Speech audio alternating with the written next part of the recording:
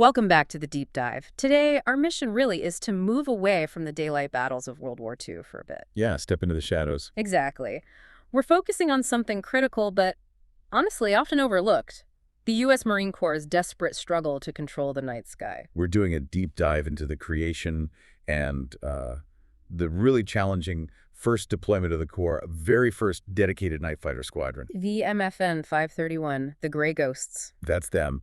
And this isn't just about pilots, you know. It's a story of improvisation, serious improvisation. How so? Well, the sources make it clear.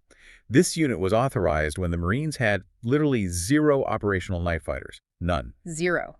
A year into the war. Yep. So they had to build it from the ground up, using equipment that, well, everyone kind of knew was inadequate. To solve this problem of constant nighttime harassment that was just grinding down the troops in the Pacific. Precisely. It was a huge morale problem. And the need for this, it really crystallizes with one specific moment. November 8th, 1942, Guadalcanal. Codename Chiquisi-Tus. Right. Rear Admiral William F. Halsey, Jr. had just taken command in the South Pacific. He flies into Guadalcanal to see things for himself. And what he found was just brutal. Absolutely brutal. He had 20,000 Marines and soldiers under General Vandegrift, who'd been there for 3 months. Constant shelling, bombing raids, malaria everywhere. Halsey's aide wrote about it, didn't he? The men were... Yeah, gaunt, malaria-ridden bodies. And their faces looked like they'd aged years in just those few months. Lined with what seemed a nightmare of years, was the quote. Just shows the incredible strain they were under. It wasn't just physical. The psychological toll was immense. And Halsey experienced that directly, didn't he, that same night? He did. First, a Japanese destroyer starts shelling the harbor near Iron Bottom Sound. Everyone scrambles for the shelters. Standard stuff, almost predictable. But then came the real problem. Yeah, after midnight. Washing Machine Charlie. Ah, yes, the infamous Washing Machine Charlie. Tell us about that. It wasn't, a high-tech threat, usually just a couple of 2-engine Japanese planes, often observation types. But they did something specific to mess with people's heads. They flew with their engines deliberately unsynchronized. So you get this weird, throbbing wub-wub-wub sound. Irregular. Unsettling. Designed purely for psychological effect, to make you think a bomb's about to drop any second. Exactly. And they just circle and circle. Just outside the range of the anti-aircraft guns. Dropping flares now and then, and maybe some small bombs. Right. Flares to keep things lit up, make it harder to relax, and occasionally dropping small anti-personnel bombs. Not enough to cause massive damage, but enough to keep everyone on edge. The main goal was just no rest. Night after night after night. Utterly draining. Yeah. And Halsey himself wrote about it later in his autobiography. No punches pulled. What did he say? He admitted it wasn't the noise, it was the fear. He remembered lying there trying to sleep, whispering to himself, "Go to sleep, you damn coward." Wow. Yeah. But he said, it didn't do any good. I couldn't obey orders. He just couldn't sleep through it. That tells you everything, doesn't it? If the Admiral's feeling that, imagine the troops. It was crippling combat efficiency, fundamentally. So that direct personal experience, it led to a very specific demand. Oh, yeah. Just a few weeks later, he writes to Major General Ross Rowell. He lays it out. These night raids are lowering combat efficiency through loss of sleep and increased exposure to malaria because guys are stuck in foxholes all night. So what did he ask for? Something very technical. He needed a minimum of 6 night fighting aircraft with homing radars, plus ground equipment, to be sent to Cactus, Guadalcanal, ASA. Homing radars. So planes that could actually find the enemy in the dark, not just blunder around. Precisely. He needed a real dedicated radar-guided intercept capability. Now, okay, so Halsey makes this urgent demand. 6 planes with radar. Seems reasonable. But then comes the twist. The painful twist. The request lands on the desk of the Marine Corps Commandant, Lieutenant General Thomas Holcomb. And the answer is? The answer is, we don't have any. 1 full year into the war in the Pacific, the U.S. Marine Corps had exactly 0 operational night fighters. Nothing. Nothing to send? That's embarrassing. And incredibly dangerous for the troops on the ground. It really was a huge gap. So, okay. A critical need, 0 capability. The Marines have to build this thing from scratch. Fast. Absolutely. The sources are really clear on this. It was, the classic start from nothing scenario. No planes, no pilots trained for it. No American experience, really. Very little understanding even of the need for night fighters across the board. And the equipment they did have access to initially was primitive, extremely primitive for locating planes at night. Just a massive technological gap. Huge. While the U.S. was, understandably perhaps, focused on daylight bombing and carrier ops, the British, Well, they'd kind of cracked the night defense problem already. Thanks to radar, right? The Battle of Britain. Exactly. Radar. Radio detection and ranging. That was the key. It wasn't just about spotting planes. It was the core of their whole defensive strategy. And it wasn't just one type of radar, was it? There were two key parts. Right. You needed the big ground-based radar systems for early warning and general tracking. That's the GCI ground control intercept. Okay, eyes on the ground. And then the really clever bit, the British pioneered microwave radar that was small enough to actually fit inside a fighter plane. AI radar, airborne interception. That's the one. So ground radar gets you close, and the AI radar lets the pilot handle the final approach and the kill in total darkness. So how did the Marines get access to this British know-how? They sent someone over, Major Frank H. Schwabel. He was a Naval Academy grad, class of 29, pragmatic guy. When did he go? November 1941, even before Pearl Harbor, technically, as a special military observer to the UK. And his job was? To soak it all up. Yeah. Spent 3.5 months studying everything the RAF did for night fighting. Organization, training, gunnery, tactics, the whole doctrine. He even went to their fighter director's school at Stanmore. So he wasn't just looking at planes, he was learning the entire system. Absolutely. The system was the key. And his report back must have been pretty important. Foundational. It directly led to the U.S. getting permission to license build the British radar designs. But with American names, right? Yeah. The airborne set became the SCR-540, and the ground control radar became the SCR-527A. Okay, so now they have the tech blueprint. But you mentioned earlier there wasn't much urgency at first. Not at the top, initially. Commandant Holcomb saw it as a lower priority. His first plan was for 8 squadrons, sure, but the first one wasn't scheduled to activate until January 1st, 1945. 1945? That's insane, given what Halsey was seeing in late 42. Totally unacceptable. A 3-year delay. So someone had to push back. That was Schwabel again. Now, Lieutenant Colonel Schwabel. He became the internal champion for this. He argued successfully that they needed to move this up.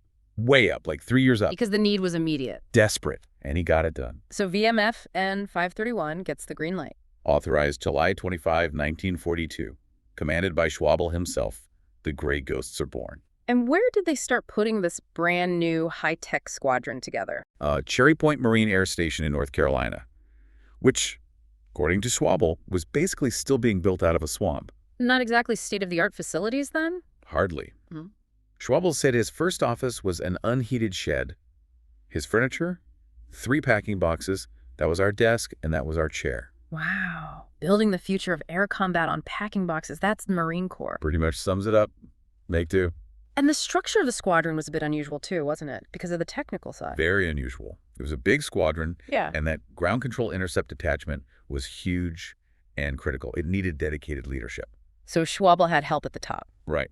Major John D. Harshberger was his second in command, known for being, well, aggressive. And Major Robert O. Bisson was put in charge of the GCI detachment.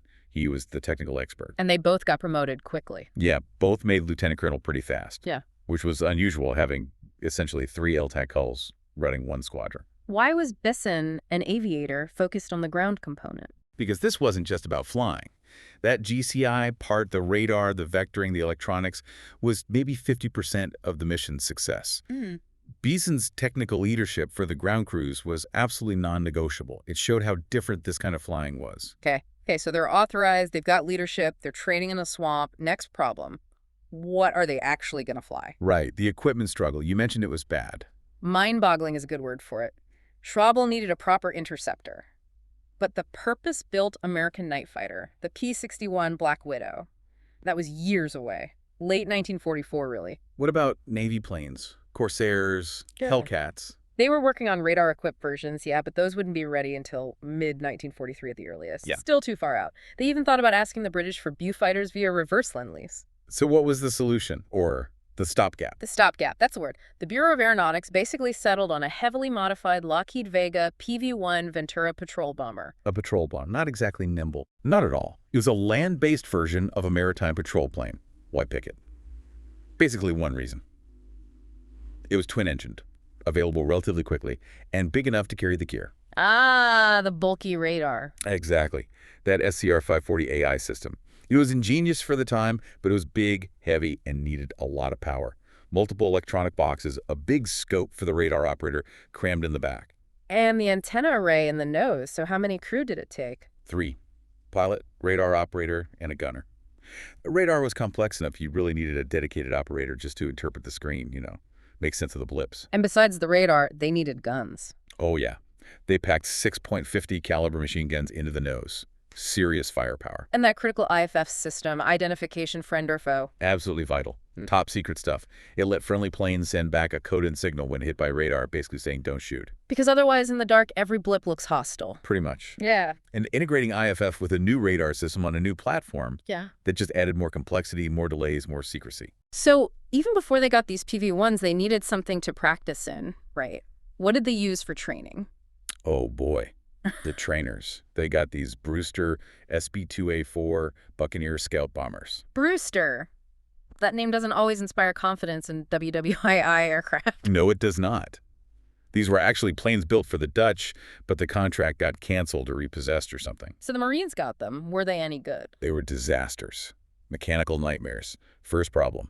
All the instruction placards in the cockpit written in Dutch. You're kidding. Learn to fly at night and learn Dutch first. Not ideal. And beyond that, they were just unreliable. Schwabel's records are full of it. Like what? Propeller electrical contacts burning out constantly. Main landing gear struts just collapsing on landing. Imagine that. That sounds terrifying. It gets worse. Over just 1-2 week period, they had hydraulic failures, tailwheels not locking, control sticks jamming, and then the absolute kicker. One plane snapped both rudder cables while flying. In the air. That's usually fatal. Miraculously, the pilot got it down. But Schwabel, quite rightly, grounded the whole lot immediately, had his own mechanics tear them down and rebuild them properly. It just shows the desperate quality of the equipment they started with. Meanwhile, the ground training had to be intense too, especially instrument flying. Absolutely. To fly at night, especially in cloud or bad weather, you have to trust your instruments completely. They called it attitude instrument flight. Where did they learn that? They went to a special school run by a Major Carl S. Day in Fort Worth, Texas. Often they used the Douglas R-4D3 Skytrain transport for this. Why a transport plane? Stable platform. The point wasn't fancy maneuvering. It was about learning to completely ignore what your body feels and rely only on the artificial horizon, the altimeter, the airspeed indicator. Flying totally blind. Building that absolute trust in the gauges, essential for a heavy twin like the Ventura in the dark. Crucial. Yeah. Because one moment of spatial disorientation at night, especially near the water, that's it. And Bisson's GCI guys, the ground controllers, what were they practicing? Vectoring. Constant practice. This was the heart of the ground mission. Explain vectoring again. What does that involve? Okay, imagine the GCI operator in a dark room staring at that SCR-527A radar scope. They see blips. One's the enemy, the bogey. One's their fighter. Right. They have to figure out the bogey speed, its course. Then they calculate the perfect interception path for their fighter. And they talk the pilot onto that path. Constant radio calls. Guiding them to a specific spot in the sky. Exactly. The sweet spot, about 600 feet behind the target, slightly below it, going the same speed, same direction. That's the cut position. Where the pilot can hopefully see the target, or at least the AI radar, I can pick it up for the final attack. That's it. Getting the fighter into that precise cut position, using only radar and radio, it took incredible precision. And the electronics back then were notoriously temperamental. And all this training is happening while the actual PV-1 Venturas are still being modified all over the place. Yeah, total logistical mess. Guns being installed in Norfolk, Virginia. Radar and IFF going in up at Quonset Point, Rhode Island, just scattered. Which meant delays. Big delays. They missed their original deployment date, July 15th, 1943. And when the Venturas finally arrived, ready to go, what did the pilots think? They were not impressed, to put it mildly. Complaints were widespread. About what specifically? Besides just being a patrol bomber? Well, the systems were unreliable. Radar, oxygen, electrical. Frequent malfunctions. But also basic design flaws for a fighter. Like Quebec. The gun sight, it was apparently poorly placed, blocked the pilot's view of the altimeter, which is kind of important. And it vibrated loose constantly. Imagine trying to aim at night with a vibrating sight blocking your altitude reading. Lethal distraction. But the biggest complaint was performance, wasn't it? Especially high up. That was the killer flaw. Schwabel reported it officially. It took the PV-1 45 to 55 minutes to climb to 20,000 feet. 45 to 55 minutes, an hour just to get to altitude. Pretty much. And once it got there, Schwabel noted very little maneuverability above 15,000 feet and very slow acceleration in level flight above 10,000 feet. So if a Japanese Betty bomber is cruising along at, say, 25,000 feet... Forget it. The PV-1 could barely reach 20,000, let alone maneuver or catch anything up there. The bomber would be long gone before the Ventura even got close. So Schwabel, the guy who pushed for this whole program, what did he really think of the plane? Officially, he called it a makeshift night fighter, which is diplomatic. But privately. His private notes show deep, deep doubts. He basically worried they could only succeed if the Japanese pilots were incredibly careless, more stupid than anybody thinks they are, and flew really low. And if they flew higher? He wrote, if the enemy flew even a bit above the PV-1 ceiling, there's not one damn thing on God's green earth we can do about it. Wow. Deploying with the plane your CO thinks is strategically useless unless the enemy makes mistakes. That takes guts or desperation. Maybe a bit of both. They were going anyway. Ah. So despite knowing the plane was, well, deeply flawed, the Gray Ghosts started deploying in August 1943. 3 groups. Schwabel and Harshberger arrive on Guadalcanal. Is the situation any better than when Halsey was there? Marginally. The Army had some P-70s, which were modified A-20 Havocs for night fighting, and the first Navy radar-equipped Corsairs, the F-4U-2s, were starting to show up. But the main Allied push was shifting north. Towards Bougainville, right, the big invasion plan for November 1st. Exactly. So the main nighttime threat wasn't just Washing Machine Charlie anymore. It was faster stuff coming down from the big Japanese base at Ramol. Like what? Mitsubishi G4M1 Betty bombers, fast, twin-engine, could fly pretty high, and also the smaller Aichi E-13A Jake float planes. Float planes, what were they doing? Sneak around at night, harassing supply lines, hitting ships, spotting convoys, elusive little things. Okay, so where did VMF N531 set up shop? They based themselves at Benica Airfield in the Russell Islands Group. Got there around September 11th, 1943. And job 1 was making the Venturas less terrible. Pretty much. The mechanics immediately went to work trying to improve that high-altitude performance. Aggressive weight reduction. They stripped out everything non-essential. De-icing boots, cabin heaters, even some of the armor plate protecting the crew. Really? They took out armor? Yeah. Lightened each PV-1 by maybe up to 1,000 pounds. It was a desperate trade-off. Crew comfort and safety versus maybe gaining a few hundred extra feet of ceiling or a tiny bit more speed. A tough choice. Did it work? We'll see. So when did they fly their first mission? Schwabel himself flew the first night patrol on September 16th. And how did it go? Not well. That first patrol also marked their first loss. A PV-1 crew just disappeared near Guadalcanal. Vanished. A grim start. And the first few weeks of operations? Any success? It was demoralizing. Through the rest of September and October, they flew 47 sorties. They made contact at radar intercepts 17 times. 17 intercepts, so they were finding them. Finding them, yes, but killing them, 0. Not a single kill in those first 47 missions. Why not? What was going wrong? A combination of things. Pilot and radar operator inexperience, especially in that final tricky cut phase where you transition from radar to visual, and critically, maintenance problems. The logistics again. Huge problem. Yeah. Remember, VMFN 531 was the only Marine unit flying the PV-1 in the entire theater. So no spare parts pipeline designed for them. Exactly. They were at the end of the line. The maintenance guys had to, and this is a quote, beg or barter for everything. Beg or barter? From who? Neighboring squadrons.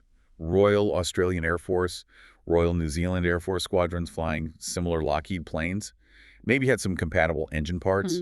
For the crucial radar components, the vacuum tubes that always burned out, they had to try and sweet-talk the U.S. Army guys on Guadalcanal who had radar sets. Yeah, but it's incredibly inefficient. Massively.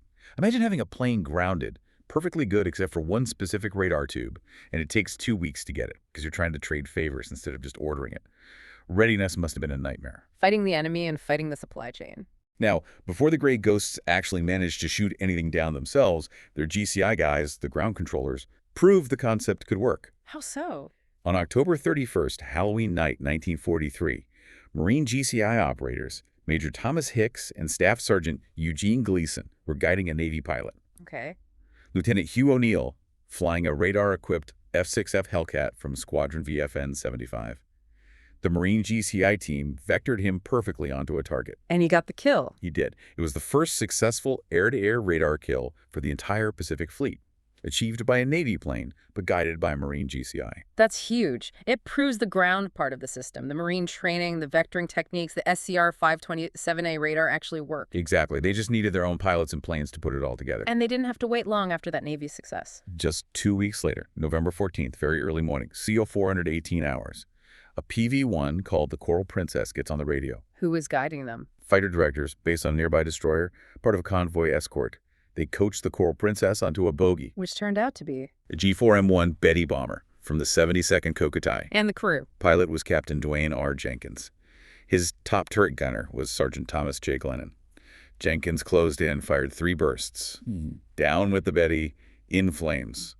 The Gray Ghost's first kill, finally. Must have been an incredible relief after all those failed attempts. Validation. Absolutely. Proof they could do it. But the reality of combat in that theater, it hit home again very quickly. What happened? It's 3 weeks later, December 3rd. That same pilot, Captain Jenkins, and his crew, they were lost. They were scrambled to help defend a friendly convoy that was under a massive attack, maybe 15, maybe 25 Japanese planes hitting it hard. They went right into the thick of it. Yeah. Witnesses saw Jenkins's plane engage, saw at least one enemy plane go down thanks to his fire. But then they lost contact. He and his crew never returned. Heroic sacrifice, really. Wow, from first kill to lost in action in just 3 weeks. Intense. Very. But the successes continued. The next big one was a fully integrated Marine team effort, December 6th. He was flying Lieutenant Colonel Harshberger. Iron John. Remember, the aggressive XO. He was in his PV-1, which he named Gertie the Goon. Great name. Who guided him? Captain Owen Himes, one of their own GCI controllers back at Banica. He vectored Harshberger onto a target, What was it? a twin-float Jake reconnaissance plane. And Harshberger lived up to his reputation. Oh, yeah. He pressed the attack super close, got within 800 feet before opening fire. Just shows their growing confidence in that final visual stage. And the result? He and his gunner fired together. The Jake just burst into flames instantly. Another confirmation. The GCI to AI to visual system was clicking. They were getting good at this. Now, around this time, December 43, they started doing something else besides pure interception, right? They did. Schwabel authorized them to start flying night harassment missions, too. Meaning? Carrying bombs, usually 100-pounders or maybe 500-pounders. They'd go out and hit Japanese camps, supply barges, anything they could find moving at night, adding an offensive punch. Which apparently led to a bit of a difference in opinion between the commanders. Yeah, it's interesting. Schwabel, the original commander, the planner, he was more focused on the pure technical challenge of night interception. That was his baby. But Harshberger? Harshberger, Iron John. He reportedly loved the harassment missions, taking the fight to the enemy, blowing stuff up. It fit his personality. So you get this mix. Schwabel's technical precision focus, Harshberger's aggressive action focus, kind of defined the squadron's dual role. Exactly. Yeah. And meanwhile, Schwabel himself was still waiting for his own first kill. Right. It took him a while, didn't it? Despite being the CO and flying constantly. It took tremendous perseverance. Over 100 combat hours, 4 months of operational flying. Nothing. Until January 12th, 1944. What happened? He was flying his plane, Chloe. Captain Thompson Baker, a GCI controller, vectored him over Empress Augusta Bay near Bougainville. Target was a Nakajima B-5N Kate torpedo bomber. Okay. Schwabel pushed the attack really close this time, 500 feet. Open fire. The Kate exploded. And he flew right through it. Almost. He banked hard, and he recalled feeling a scorching heat as his right wing cleared the flaming mass. Intense. That must have been hugely satisfying for him personally. Oh, absolutely. But more than that, it was the ultimate proof of concept for the whole system he had brought over and built. Marine GCI controller, Marine pilot, Marine radar operator, working together seamlessly, despite the PV-1's flaws. It proved the system worked. So they're getting kills, confidence is growing. But there was another danger, always lurking, especially at night. Friendly fire. Massive problem, especially from ships. You have to remember, these guys were often flying over or near naval convoys and anchorages. And the Navy gunners were trigger happy. Let's just say doctrine was often shoot first, ask questions later at night. Schwabel himself said, reflecting later, that he got shot at oftener by friends than by the enemy. That's incredible. You're trying to hunt Japanese planes and you're dodging American anti-aircraft fire? Exactly. Imagine the stress.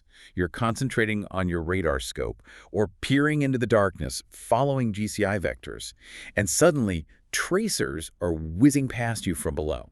Why was it so bad? Didn't they have the IFS, the friend or foe system? They did, but IFF wasn't foolproof. It could malfunction. The signal could be blocked by the terrain if they were low, or just lost in the general radar clutter from a big group of ships. And the ship gunners were just firing at anything that flew near. Often, yeah. Schwabel noted that while all the fireworks from the ships looked impressive and was probably good for the sailors' morale, it didn't actually shoot down that many enemy planes. Far fewer than the night fighters did. But it did frequently interfere with the fighters' attack runs. They'd have to break off an intercept or dive away to avoid getting hit by their own side. Just another layer of danger in an already terrifying job. Absolutely. But they kept pressing. The operational tempo actually increased. February 1944, they moved the flight echelon forward. Closer to the action. Right, to Barracoma Airfield on La Vela Island, pushing the PV-1s right to the edge of their operational radius. But those modifications, stripping the weight, maybe they were helping. Seems like it. February 5th and 6th, Schwabel gets his second kill. And this one showed the altitude improvements. What happened? Army GCI controllers vectored Chloe onto a Betty bomber from the 751st Kokutai. Schwabel had to push the PV-1 right to its absolute ceiling, 15,000 feet. 15,000. Still not great, but better than before. Right. He got there, poured fire into the Betty until it just fell off into a vertical spin. Kill number 2 for the boss. Okay, but then comes a really wild story just a few days later, February 9th, involving Harshberger again. Iron John in Gertie the Goon. This sounds less like an intercept and more like a dogfight in a Ventura. Seriously? Tell me about it. Okay, so Harshberger gets vectored onto a single bogey. Yeah. He climbs, pushing Gertie up to 15,000 feet again. Standard intercept approach. But when they get about 2 miles out, his radar operator, Technical Sergeant James Kinn, is watching the scope. And the single blip suddenly splits into 2 blips. Uh-oh. Not one target, but 2, flying close together. Exactly. Kinn knew immediately. They were dealing with 2 G4M1 Bettys, probably flying tight formation for defense. And Betty's had those nasty 20mm tail cannons. But lethal. But Harshberger, he didn't break off. He committed to the attack. Aggressive. That's Harshberger. So he closes in, and both Bettys spot the Ventura, and they both open up with their 20mm cannons. So Gertie the Goon is taking hits. Big time. Cannon shells rip into the plane. Right away, 5 of Harshberger's 6 nose guns are knocked out. A radio set right behind his head gets destroyed. They're in a gunfight at 15,000 feet, and they've lost most of their forward firepower. Pretty much. But this is where the crew training kicks in. The top turret gunner, Staff Sergeant Walter Tiedemann, doesn't hesitate. What does he do? He swings his turret onto the Betty on the right, puts a burst into his tail gun position. That bomber immediately breaks away, damaged or discouraged. Okay, 1 down. Then Tiedemann instantly swings back to the other Betty, riddles it with .50 caliber rounds. Kinn, the radar operator watching, said it just started to glow internally and then plunged down.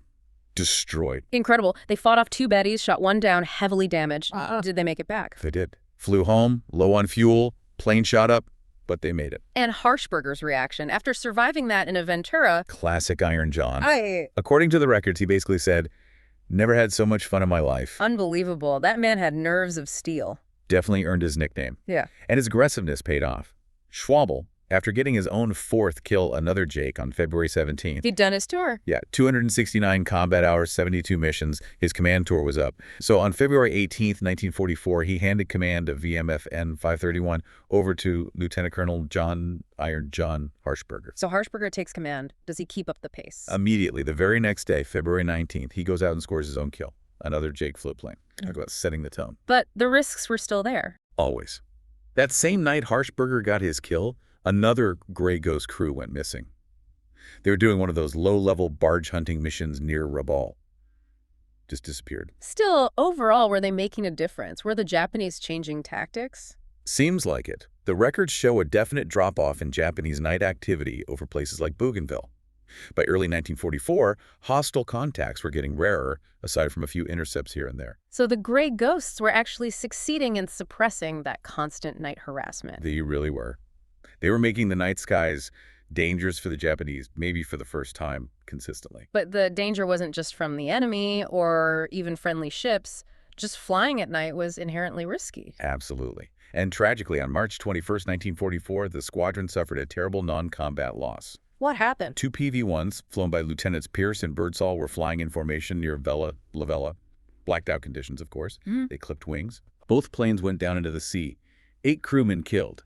Just a horrific accident, highlighting the constant danger of formation flying in the dark over water. Just underscores the environment they operated in. So when was the squadron's final kill? Their 12th and final victory came on May 11th, 1944. And it was a pretty remarkable one. How so? Crew was led by First Lieutenant Marvin Notestein. They spotted an unwary Jake float plane and chased it right into Rabaul's main harbor, Simpson Harbor. Deep into enemy territory. Bold move. They caught the Jake just as it was slowing down, preparing to land on the water, and blasted it right there. Wow. But what makes that kill really stand out? It was VMFN 531's only confirmed kill, achieved entirely without radar guidance. Really? After all that focus on GCI and AI radar? Yep. This last one was pure visual identification and piloting skill. Maybe a sign of how sharp their eyes and instincts had become after months of night flying. A real mark of mastery. So by May 1944, things were winding down for them. Definitely. They actually made 0 hostile contacts in the entire month of April. The job was largely done in their area. And newer, better planes were arriving. Exactly. Faster, more capable radar-equipped Navy and Marine fighters, the F-4U-2 Corsairs, the F-6F Hellcat Night Fighters were taking over the patrols. They had better, lighter radar systems, too. The pioneers had paved the way. They really had. Harchberger himself headed home on May 6th. He'd racked up an incredible record. 756 combat hours, 100 missions, 4 kills. And both he and Schwabel got decorations. Both received the Distinguished Flying Cross.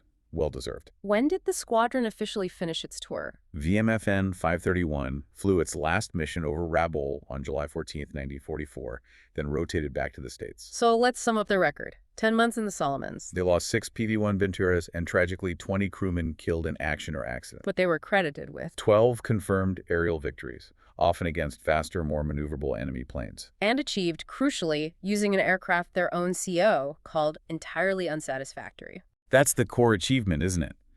They took a plane everyone knew was a makeshift solution, combined it with Schwabel's import doctrine, incredible marine perseverance, and that vital GCI element. And they made it work. They proved they could protect the troops and ships below during those vulnerable night hours. They fundamentally changed the game in the night skies over the Solomons. That constant grinding harassment from Washing Machine Charlie that Halsey experienced. Gone, or at least seriously challenged. Exactly. It would never again fly completely unchallenged thanks to the Gray Ghosts. They tackled that morale-sapping threat head-on.